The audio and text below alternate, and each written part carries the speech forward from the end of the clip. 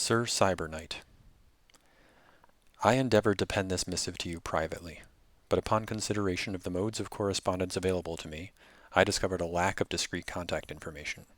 I therefore write to you openly, under some duress. As you have no doubt ascertained, I committed myself in recent weeks to the utmost study of your videographic oeuvre. It is of my humble opinion that the work compiled within your channel reflects the deep absurdity in the heart of not only every knight but every aspiring squire as well. In the recognition of this voidy angst, your series transcends its manifest absurdity into a humor the work transcends yet further into the beauty of art. It approaches a purity of preconceptual profundity one can only describe as meaningful.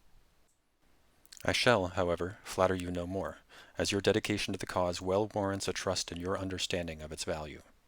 I offer my praise and admiration only to temper and contextualize the criticism, nay, concern only, at a number of issues raised by my thorough investigations. I outline these concerns here, along with commentary on my rationale for bringing them to your attention. 1. The following 20 episodes are missing from the Let's Play Minesweeper series. Episodes 248 to 258, 332, 469, 604, 606, 623, 737, 1331, 1343, and 1639. Note that in the case of episode 1331, an especially easy solution might be found in that there are two episodes numbered 1330, each different.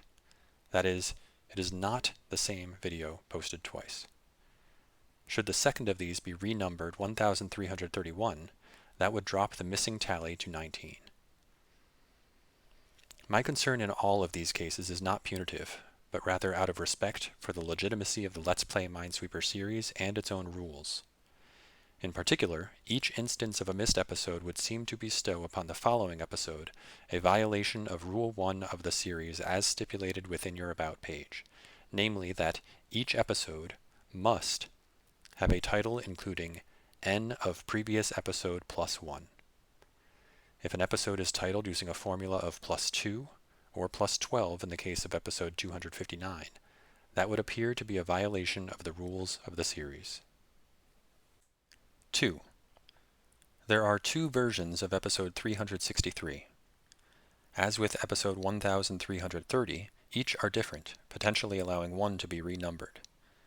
To complicate the case of episodes 363, however, they are followed not by a missed episode, but by episode 364. This again constitutes risk to Rule 1, as the second instance of episode 363 seems to have been mistakenly numbered using a plus 0 formula, rather than a plus 1 formula. 3.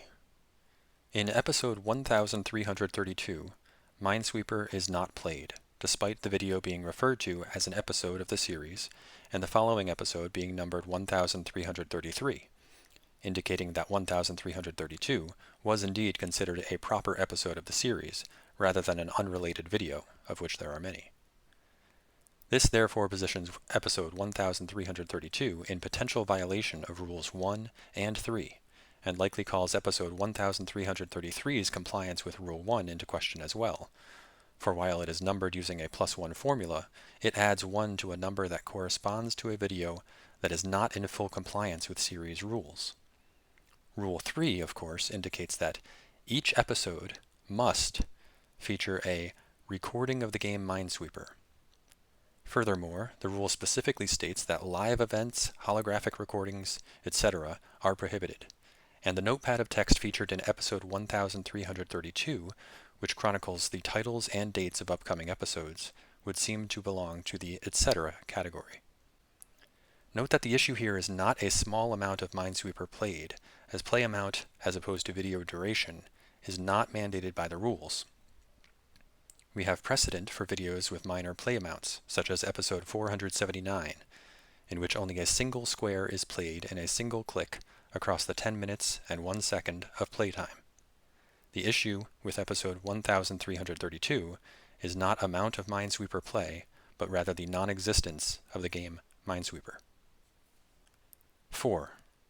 Episode 1366 is only 2 minutes and 22 seconds in length, potentially violating Rule 2's statement that each episode must be roughly 10 minutes in length. While there are only 3 clicks in the video, that, as in item 3 above, is not the concern. The concern in this case is strictly the potential violation of Rule 2. Admittedly, the roughly of Rule 2 allows interpretation as to the extent of permissible deviation from exactly 10 minutes.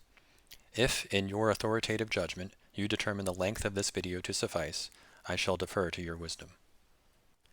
No notable scholar of your work would I be, had I missed your defense against omitted episodes offered in episode 1640, in response to questioning about the missing episode 1639, and I would be remiss to exclude it here. When user RiceExe asked about the missing episode, you stated, "Making the mother of all Let's Plays here, Rice. Can't fret over every episode."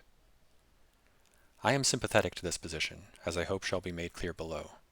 In fact, I think the best response to all these qualms may be to summarily but formally dismiss them with an official statement on the admissibility of occasional rule violations.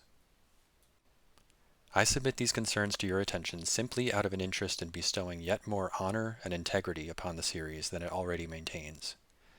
I would hate for some more critical contender to highlight these items as evidence of the series' failure.